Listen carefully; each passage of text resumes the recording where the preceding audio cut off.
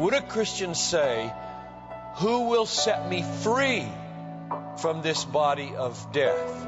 Would a Christian think of himself as trapped, enslaved, imprisoned in a body of death? Piper, you just can't believe a Christian can talk like that. You can't say that a Christian can say, "I'm sold like a slave to a slave master under sin." Piper, haven't you read chapter 6, verse 4, verse 17, verse 18, verse 19, verse 20, verse 22? All of them say something like verse 18, "Having been freed from sin, you have become slaves of righteousness." That's the Christian experience. Freed from sin, slaves to righteousness. That old slave master that held us, owned us, has been broken. Sin will no longer have dominion over you. Piper, don't teach these people that they should speak of themselves in terms of Romans 7:14.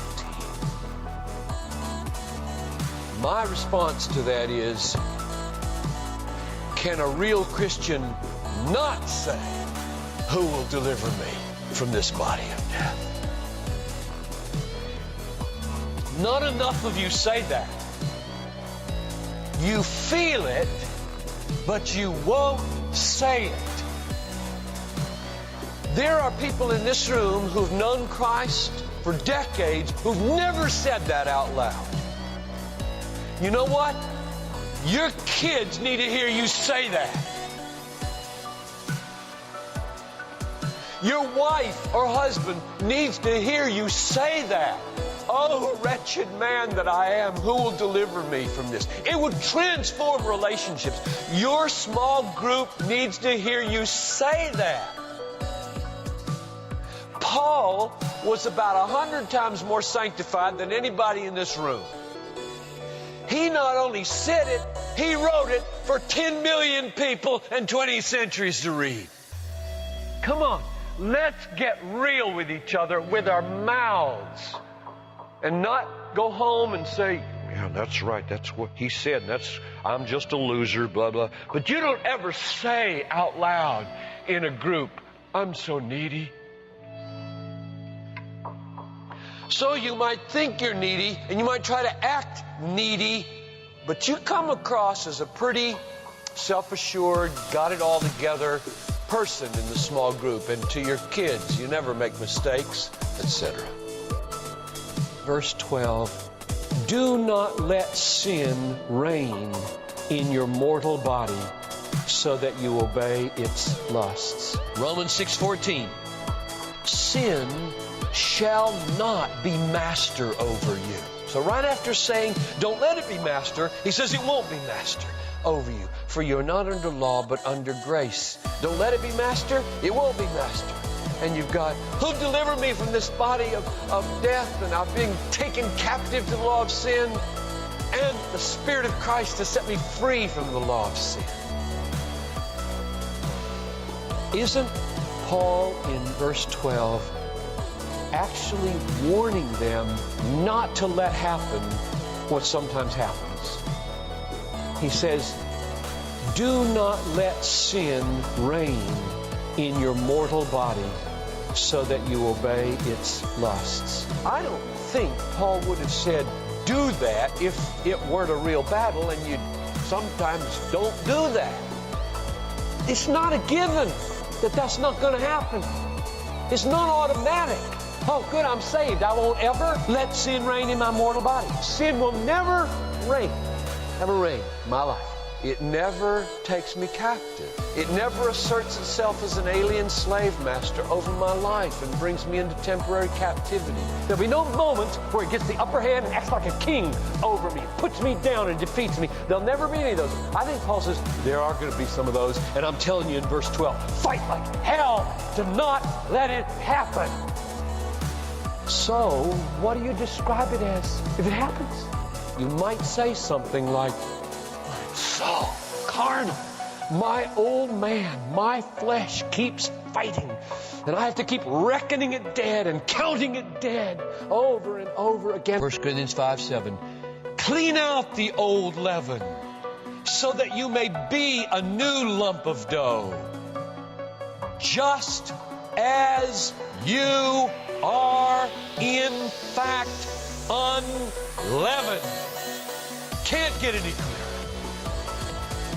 If you think the other texts were sort of patches with texts that didn't belong to each other, you can't say that about this one. It's all one sentence. Cleanse out the old leaven from Bethlehem. Cleanse out the old leaven from your marriage. Cleanse out the old leaven from your heart, your mind, and your body. Because, Bethlehem, you are unleavened. We fight. We fight. Oh, do we fight. To put it on, to take it off, to reckon ourselves. But we don't fight as people who are trying to decisively and irrevocably become something we are not. It changes everything in the way you approach your battle. You will despair. I promise you, you will despair if you fight to decisively and irrevocably become what you need to be before God. You will absolutely despair. The only hope that you will make any headway in becoming what you ought to be is to recognize you are it already in Him. And if you aren't, we are all hellbound. And so embrace this great and glorious truth. The decisive, final power of sin to destroy your life has been broken. And in that sense, you're free. You are set free. So when he says in 7:23, the law of sin takes me captive, and in 8:22, I'm free from the law of sin, I think he means I'm free from the law of sin as my final and chief condition. So we're called to fight as Christians as those whose victory has been bought and who will win. And that's why he can talk both in terms of such triumph and both in terms of such warfare and periodic and temporary defeat. There's one other reason I think Paul might talk this way about being sold under sin in moments of defeat. In Galatians 5:1, it was for freedom that Christ has set us free. Therefore, keep standing firm. Do not submit again to a yoke of slavery. There, the very word slavery is used to describe the kind of thing chapter 6, verse 12 was warning against. Don't submit to a yoke of slavery, neither slavery to the law, nor slavery to sin. What if it happens like it happened to Peter? How are you going to talk about it? Might you not say with warrant something like, I am carnal, sold again under sin. Sin, like a slave master, just took me, made me afraid. I pulled away from the Gentiles. I stopped eating freely with them. I became a coward. And I was dominated by sin. And Jesus told me never to be dominated by sin. Oh, wretched man that I am, who will deliver me? God, forgive me. Have mercy upon me. I look to you.